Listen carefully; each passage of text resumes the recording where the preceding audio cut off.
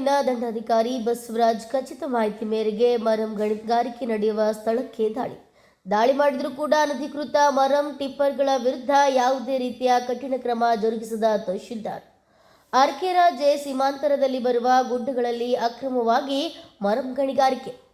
ಹುಣಸಗಿ ತಹಶೀಲ್ದಾರ್ ಬಸವರಾಜ್ ಅವರು ಯಾವುದೇ ರೀತಿಯ ಪರವಾನಗಿ ಇಲ್ಲದೆ ಮರಂ ನಡೆಯುತ್ತಿದ್ದ ಟಿಪ್ಪರ್ಗಳ ವಶಕ್ಕೆ ಪಡೆದುಕೊಂಡಿಲ್ಲ.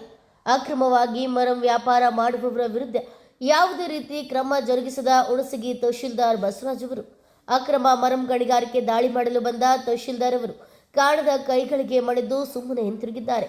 ಅಕ್ರಮವಾಗಿ ರಾಜಾರೋಷವಾಗಿ ಮರಂ ಒಡೆಯಲು ಲೂಟಿಕೋರರಿಗೆ ಪರೋಕ್ಷವಾಗಿ ತಾಲೂಕಾ ಮಟ್ಟದ ಅಧಿಕಾರಿಗಳು ಬೆಂಬಲ ನೀಡುತ್ತಿದ್ದಾರೆ ಎಂದು ಸಾರ್ವಜನಿಕ ವಲಯದಲ್ಲಿ ಭಾರೀ ಆರೋಪ ಕೇಳಿಬಂದಿದೆ.